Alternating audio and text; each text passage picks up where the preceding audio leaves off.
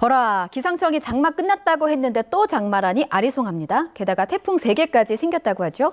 알쏭달쏭 궁금하고도 두려운 날씨, 이현호 공주대 대기과학과 교수님 연결해서 자세히 들어보겠습니다. 교수님 나와 계시죠?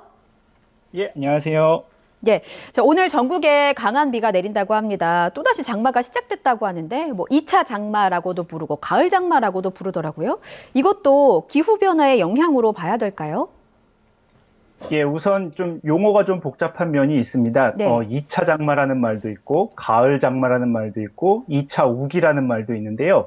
사실 이 세 개가 가리키는 현상이 전부 다 다른 현상입니다. 그러니까, 예, 2차 장마랑 가을 장마랑 같지 않고요. 2차 우기랑도 같지 않은 현상이라서 조금 용어가 좀 복잡하긴 합니다. 예. 그런데 일단 여름철이 끝날 때쯤 되면 맨 처음에 이제 우리나라 장마가 시작할 때는 이제 북태평양 고기압이 세력이 강해지면서 우리나라에 접근해 오면서 그 경계선에서 생기는 것이 첫 번째 이제 장마이고. 예. 근데 이제 그럼 한여름철에 이제 북태평양 고기압이 우리나라를 덮고 있다가 이제 이게 세력이 약해지면 다시 이제 좀 물러나게 되는데, 그럼 다시 그 경계면이 이제 우리나라 근처에 오게 될 때가 있고, 이러면 이제 다시 좀 이렇게 제법 긴 기간 동안 전선이 형성이 되면서 우리나라에 비가 오는 현상이 있습니다. 이걸 우리가 이제 가을 장마라고 부르고요. 예.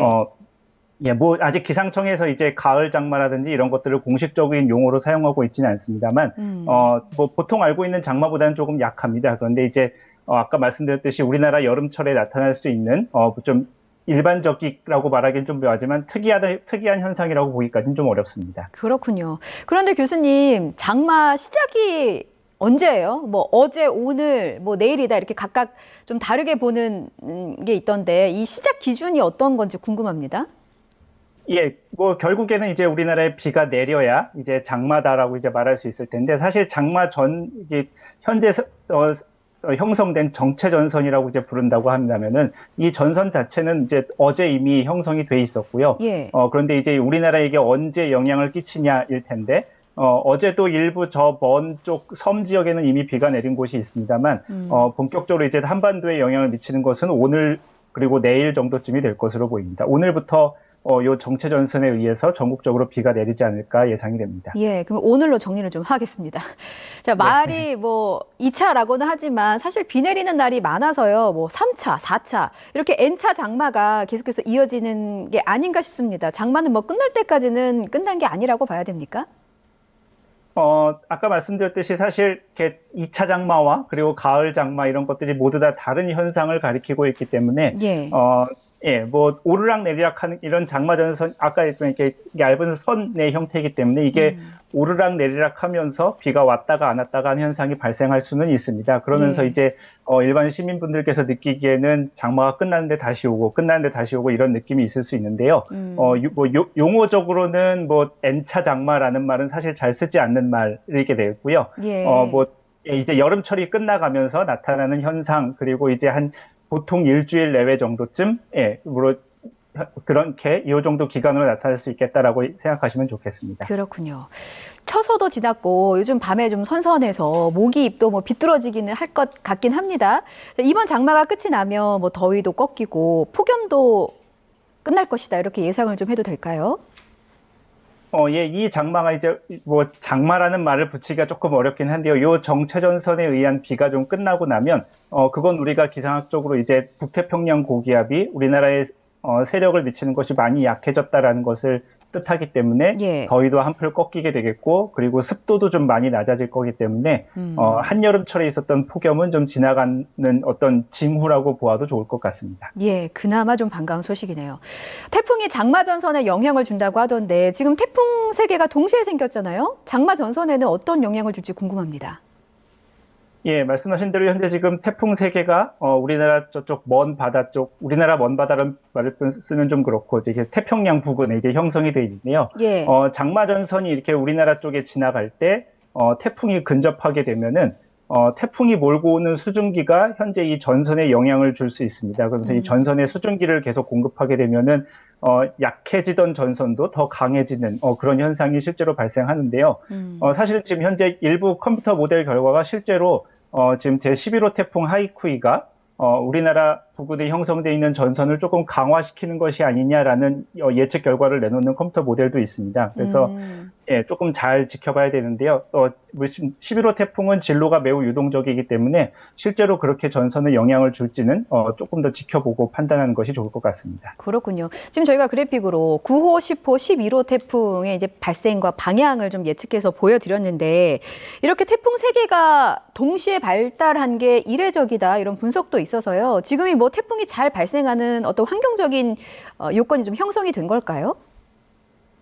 예, 지금 제9호, 10호, 11호 태풍이 지금 한꺼번에 형성이 되는데 예. 그 세 개가 생긴 태풍의 위치가 대체로 비슷합니다. 북위 한 15도에서 20도 사이 지역에서 지금 대체로 형성이 됐는데요. 예. 해당 지역의 해수면 온도를 살펴보면은 지금 한 29도에서 30도 정도. 그러니까 태풍이 우리가 발달하는 기준점을 보통 27도 내외 정도로 보고 있는데 그거보다 이제 현재 지금 해수면 온도가 한 3도 가까이 높기 때문에 말하자면 이제 태풍이 하나의 엔진이라고 생각한다면 엔진으로 쓸 수 있는 에너지가 많이 축적되어 있는 그런 상태입니다. 그리고 해당 지역에 원래는 이제 보통 이제 우리가 대기 두께가 한 10에서 15km 사이 정도쯤이 되는데요. 아래쪽하고 위쪽하고 이제 바람의 속도가 다르면 뭐 태풍이 설령 생겨도 이렇게 기울어지게 되고 그러면은 이제 아래쪽에서 에너지를 충분히 공급받을 수가 없는데 현재 지금 하필이면 이제 그 지역이 위층하고 아래 지역의 바람의 차이가 그렇게 크지 않습니다. 그러니까 예. 태풍이 이렇게 일자로 잘 발달할 수 있는 구조가 되었죠. 그래서 현재 지금 이 태풍 세 개가 한꺼번에 형성이 되었고요. 이런 요건이 갖춰지면은 뭐 그럼 언제든지 그렇게 많은 태풍이 생길 수도 있겠다라고 생각할 수 있지만 일반적으로는 사실 그렇게 흔하게 태풍 세 개 혹은 네 개가 한꺼번에 발생하는 것은 흔하게 있는 일은 아닙니다. 필리핀 부근에서 만들어진 태풍이 많다던데 앞서 이제 교수님께서 수증기 얘기도 좀 많이 하셔서요. 이게 뭐 특별한 이유라도 있을까요? 필리핀 근처에 있는 바다가 우리가 일반적으로 북서태평양이라고 부르는 지역입니다. 거기가 예. 이제 우리가 북서태평양이라고 많이 부르는데 거기가 이제 전 세계에서 바닷물 온도가 가장 높게 유지되는 지역입니다. 예, 그리고 적도 부근이어서 일반적으로 바람의 강도도 강하지 않고요. 그래서 전 세계적으로 원래 가장 많은 열대 폭풍이 발달하는 곳이 필리핀 앞바다입니다. 그렇군요. 지금 발생한 세 개 태풍 가운데서 9호 태풍 사울라 말입니다. 이 필리핀 동쪽 해상에서 오랫동안 그 맴돌았다고 하는데 태풍이 한 자리에서 이렇게 맴도는 현상은 왜 생기는 겁니까? 이 대기과학과에서 이제 좀 뭐 단골로 대학원에서 나오는 시험 문제 중에 하나인데요. 아, 그런가요? 태풍은 이제 주변 대기가 움직이지 않는, 이게 주변에 이제 영향을 끼치는 다른 기압계가 없으면, 자체적으로는 느린 속도로 북서진을 하는 성질이 있습니다. 일반적으로 적도 부근에는 태풍에 영향을 줄 만한 그런 강한 기단이 없기 때문에, 느리게 북서진하는 것이 일반적인 현상인데요. 근데 이제 이게 북쪽이니까 조금 이제 중위도 지역으로 올라오게 되면은 주변 기압계들이 있게 되고, 그러면 이제 그것들의 영향을 받아서 이제 움직임이 결정이 됩니다. 근데 이제 북서진을 하는데 만약에 그 정면 부근에 이 진행 방향의 정면에 그 진로를 막는 어떤 고기압 세력이라든지 그런 것들이 있게 되면은 태풍의 이동이 원활하지 않게 되고 이동이 느려지고 뭐 다음에 어디로 갈지가 예측하기 어렵고 그런 상태가 됩니다. 예, 뭐 작년에 우리나라에 영향을 미쳤던 흰남노라든지 올해 카눈도 마찬가지로 이렇게 느리게 오다가 주변 기압계의 영향을 받아서 진로가 좀 우리가 일반적으로 예상하기 어렵게 된 그런 태풍 사례라고 볼 수 있습니다. 교수님, 그럼 세력에도 변함이 없는 건가요? 아니면 더 강해지는지 약해지는지? 일반적으로 바다 위에 오래 머무르게 되면은 바다에서는 계속 에너지를 공급받을 수 있는 상태가 일반적으로 형성이 되기 때문에 예. 태풍의 세력이 강화될 수 있는데요. 다만 이제 중위도 지역으로 많이 올라오면 올라올수록 바람의 강도도 강해질 수 있고 그다음에 해수면 온도도 조금씩 낮아지기 때문에 예. 중위도 지역으로 올라올수록 태풍은 약해지고 적도 부근에 있을수록 태풍은 계속 강해질 수 있는 그런 요인이 됩니다. 그렇군요. 근데 이렇게 태풍 하면 이제 가을 태풍 얘기도 좀 많이 나오고 가을 태풍의 특징은 뭐 독하다, 매섭다. 우리 과거 우리나라를 찾았던 태풍들의 특징에서도 좀 볼 수 있었거든요. 지금 셋 다 가을 태풍으로 볼 수 있는지 궁금하고 지금 형성된 세 개의 태풍 그 세력을 볼 때 다 강한 편에 속하는지 이 부분도 좀 풀어주십시오. 예, 그 태풍이 이제 우리가 뭐 여름 태풍, 가을 태풍 뭐 그렇게 분류할 수도 있지만 예. 일반적으로 태풍이 이제 강하려면 바다에서 올라오는 에너지가 많아야 하겠는데요. 우리는 이제 가을이 되면 조금 선선해졌구나라고 느낄 수 있는데 바다는 꽤 우리가 연용량이 굉장히 크기 때문에 높은 온도가 상대적으로 좀 오래 지속이 됩니다. 그래서 여름이나 가을이나 태풍 자체는 이제 크게 발달할 수 있는 상황이 되는데 예. 이제 문제는 이게 한여름철에는 우리나라의 북태평양 고기압이 자리 잡고 있기 때문에 태풍 자체가 우리나라에 오는 일이 그렇게 흔하지 않은데요. 이제 가을철이 되면 이 북태평양 고기압이 우리나라에 조금 멀어지게 되면서 예. 우리나라에 접근할 수 있는 태풍이 많아지게 됩니다. 그러면서 이제 우리가 좀 더 강한 태풍을 더 자주 경험할 수 있는 그런 계기가 되는데요. 필리핀하고 대만 부근에 현재 지금 9호 태풍이 자리 잡고 있습니다. 9호 태풍의 현재 지금 중심 기압이 945헥토파스칼.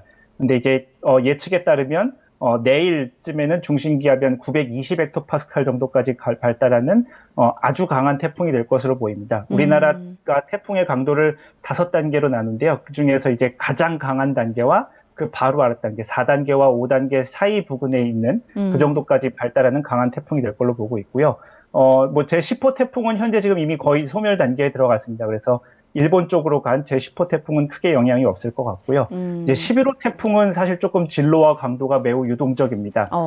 이게 지금 현재 진로가 9호 태풍하고 현재 좀 크게 멀지 않은데요.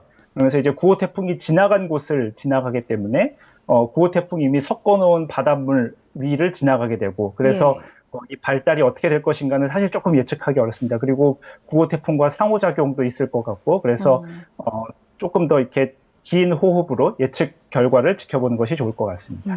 일단 11호 태풍 말씀하신 하이쿠이는 아직 그 진로 변동성이 워낙 크기 때문에 예측하기가 좀 어렵고 우리나라 쪽으로도 올라올 가능성은 일단 남아있는 상황인 거죠? 예, 그렇습니다. 말씀해 주신 대로 제9호 태풍, 제10호 태풍은 우리나라에 큰 영향이 없을 것 같은데요. 제11호 태풍은 좀 진로가 유동적이고 뭐 아직 컴퓨터 모델 결과조차도 이제 각 나라 기관마다 조금씩 다르긴 한데요. 어떤 모델들에 따르면 이제 중국 동해안을 따라서 이렇게 그러니까 우리나라에서 가장 먼 서해 지역이 될 텐데 그 해안가를 쭉 따라 올라오면서 태풍 세력이 유지되는 것으로 예측하는 모델도 있어서요. 조금 더 지켜봐야 될 필요성이 있습니다. 그렇군요. 교수님, 좀 전에 뭐 내일쯤 되면 중심 기압이 920헥토파스칼이 될 것이다라고 했는데 이게 사실 920헥토파스칼이 어느 정도인지 감이 안 와서요. 최근에 우리가 겪었던 그 한반도 관통한 카눈 있잖아요. 카눈과 비교해서 어느 정도인지 좀 비교를 해주실 수 있을까요? 예, 카눈은 그 태풍이 일생에서 가장 발달했을 때가 현재 930헥토파스칼까지 발달했고요. 그다음에 우리나라 제주도에 접근했을 때는 970헥토파스칼까지였었습니다. 그러니까 9호 태풍이 만약에 920헥토파스칼까지 발달한다고 하면은 사실 카눈보다는 훨씬 더 강한 그런 태풍으로 발달하는 거게 되고요. 다만 이제 우리나라에 영향을 미치진 않고, 지금 현재 지금 제11호 태풍은 아직 어디까지 발달할지 모르고 현재 지금 그런 상황이 되겠습니다. 예, 부디 좀 큰 피해가 없길 바라겠고요. 만약에 한반도 쪽을 향하지 않고 한반도를 비껴갈 경우에도 동해든 서해든 이제 많은 비를 뿌릴 가능성이 있다라는 분석도 있더라고요. 교수님 어떻게 보십니까? 예, 말씀하신 대로 우리가 보통 이제 예보에서 보여주는 것은 태풍의 눈의 위치인데요. 태풍은 이제 눈만 있는 게 아니라 커다란 구름 덩어리이기 때문에 태풍의 눈이 설령 우리나라에 접근하지 않더라도 당연히 그 태풍의 영향권에 들어갈 수 있는 상황이 되고요. 만약에 이제 현재 지금 제11호 태풍이 이렇게 서해 쪽으로 올라오게 된다면은 아무리 서해에서 멀리 지나간다고 하더라도 우리나라의 서해상에 있는 섬이나 혹은 제주도의 정도는 영향을 받지 않을까 그렇게 예상이 되고요. 조금 이제 우리가 조금 더 걱정해야 되는 상황은 이 11호 태풍이 올라오면서 설령 약해져서 저기압으로 바뀐다 하더라도 이게 이제 지금 우리나라 근처에 형성돼 있는 정체전선에 영향을 주면서 이렇게 수증기를 계속 공급할 수 있는 그런 상황이 되면은 우리나라에 많은 비를 뿌릴 수 있기 때문에 현재 지금 그렇게 될 가능성도 없지 않아 있어서 좀 계속 살펴봐야 될 것 같습니다. 예, 해수면의 온도가 빨리 내려가기를 바랄 수밖에 없겠습니다. 아직까지 이제 몇 개의 태풍이 더 발생할지 지금 형성된 태풍들도 어느 쪽으로 향할지 예측할 수 없는 상황에서 그렇다면 언제까지를 좀 태풍 위험 시기로 봐야 될까? 추석 전후로 예상하면 될까 궁금합니다. 짧게 좀 마지막으로 답변 부탁드릴게요. 예, 사실 우리나라의 태풍이 언제까지 올 것인가 예측하는 것은 일반적으로 매우 어렵고요. 보통 우리나라에 그래도 9월 말 혹은 10월 정도까지는 그래도 강한 태풍이 영향을 끼칠 수 있는 그런 시즌이라고 생각됩니다. 예, 9말 10초까지는 조심하는 것이 좋겠다라는 말씀까지 듣고 정리하겠습니다. 지금까지 이현호 공주대 대기과학과 교수님이었습니다. 말씀 잘 들었습니다. 고맙습니다. 예, 감사합니다.